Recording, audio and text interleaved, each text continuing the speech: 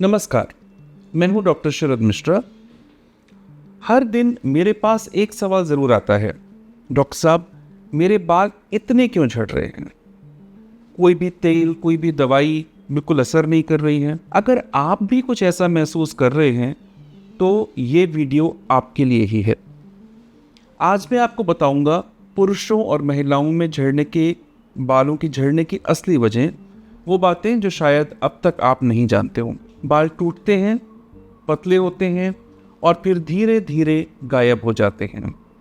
पर क्या हर किसी के बाल एक ही वजह से जाते हैं? बिल्कुल नहीं। बाल झड़ने के 5 आम कारण होते हैं। सबसे इम्पॉर्टेंट कॉज है जेनेटिक हेयर लॉस, जिसको हम बोलते हैं एंड्रोजेनेटिक एलोपेशिया। ये आपकी विरासत है, आपके पेरेंट्स के थ्रू या आपकी अर्लियर जनरेशन्स के थ्रू आपको ऐसी जीन्स मिली हैं जिनकी वजह से आपका हेयर लॉस हो रहा है। दूसरा इंपॉर्टेंट रीज़न है स्ट्रेस या शॉक लॉस, जिसको हम साइंटिफिकली टीलोजन एफ्लूवियम भी बोलते हैं। इस कंडीशन में कोई बीमारी है या कोई स्ट्रेस है जिसकी वजह से आपके बाल शॉक लॉस में गिर जाते हैं। तीसरा रीज़न है ऑटो इम्यून हेयर लॉस, यानी कि एलोपेशिया एरिएटा या और कोई ऑटो इम्यून डिजीज़ जिसमें भी हेयर लॉस हो सकता है। इस कंडीशन में आपके जो बॉडी है वो आपके बालों के अगेंस्ट हो जाती है और कुछ ऐसे प्रोटीन्स प्रोड्यूस करती है जो आपके बालों को डैमेज करते हैं। चौथा हेयर लॉस हमारा खुद का जनरेटेड है। रीज़न ये है टाइट हेयर स्टाइल या केमिकल डैमेज की वजह से हुआ हेयर लॉस। इसको हम बोलते हैं traction alopecia.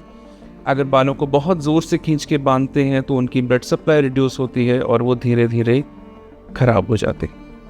Last reason scalp infection या स्किन डिजीज़ भी हो सकते हैं, जैसे सोरियासिस या सीवियर इन्फेक्शन हो स्कैल्प का आपका, या बर्न हो, इसकी वजह से भी हेयर लॉस हो। अब चलिए देखते हैं कि अलग अलग रीजंस की वजह से जो लॉस होता है, पुरुषों और महिलाओं में जो लॉस होता है उसमें फ़र्क क्या है। पुरुषों में बालों का झड़ना यूजुअली एंड्रोजेनेटिक एलोपेशिया से होता है। अधिकतर पुरुषों में आप देखेंगे कि एक पैटर्न बनता है हेयर लॉस का, जिसमें आपके सामने के बाल और टॉप के बाल जाते हैं, लेकिन पीछे की और साइडों के बाल जो हैं वो बने रहते। इसका मुख्य कारण है DHT नाम का एक हार्मोनल बाय प्रोडक्ट। DHT धीरे धीरे जड़ों को डिस्ट्रॉय करता है और बाल पतले होने लगते हैं और over a period of time ये बाल उगना बंद कर देते हैं।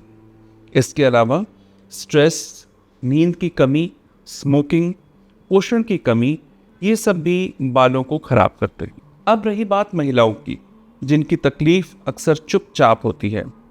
बाल पतले हो रहे हैं, खासकर मांग के पास जो है चौड़ी हो रही है मांग, या फिर अचानक गुच्छों में बाल निकल रहे हैं। ये दोनों ही तरीक़ों से महिलाएं कई बारी हमारे पास आती हैं और अपना प्रॉब्लम्स शेयर करती हैं। महिलाओं के हेयर लॉस में भी एंड्रोजेनेटिक एलोपेशिया इम्पॉर्टेंट है, मगर और भी कई सारी वजहें होती हैं। इम्पॉर्टेंट हैं हार्मोनल इम्बैलेंसेस, जैसे कि PCOS या थायराइड, आयरन की कमी जो भारतीय महिलाओं में बहुत आम है, या विटामिन B12 की कमी जो अगेन वेजिटेरियंस में बहुत आम है। प्रेगनेंसी के बाद हेयर लॉस जो टीलोजन एफ्लूवियम होता है। क्रैश डाइट्स, लो प्रोटीन डाइट्स आदि डाइटरी डेफिशिएंसी से भी हेयर लॉस हो सकता है। हीट स्टाइलिंग, केमिकल्स से या बालों को बहुत ज़ोर से बांधने से, खींचने की वजह से भी हेयर लॉस हो सकता है।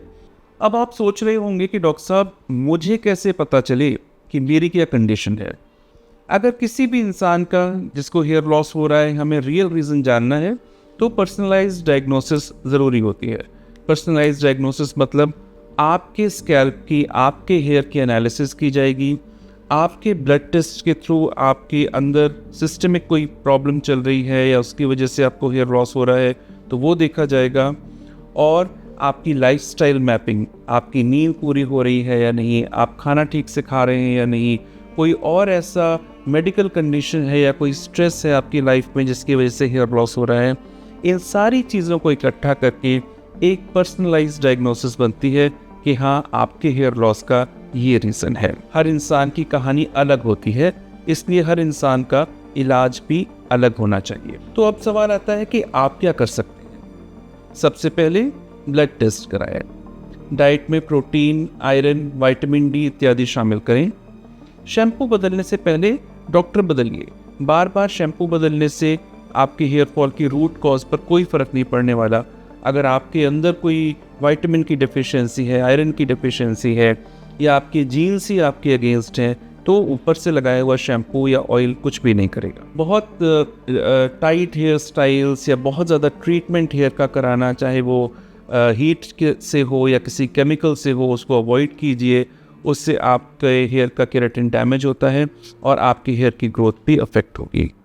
और सबसे ज़रूरी, जब भी आपको लगे कि हेयर लॉस आपका शुरू हो रहा है तो टाइमली हमारे पास पहुंचिए।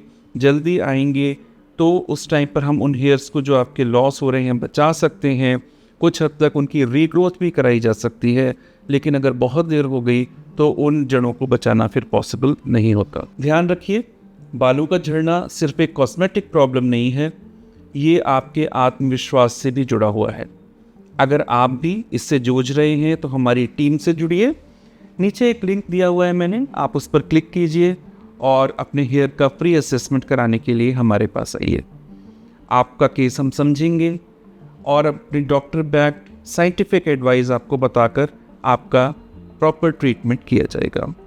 अगर आपको ये वीडियो पसंद आया है तो प्लीज़ इसको लाइक कीजिए और शेयर कीजिए, और साथ में हमको सब्सक्राइब करना मत भूलिएगा। मैं हूँ डॉक्टर शरद और मैं हूँ आपके साथ आपकी हेयर जर्नी में।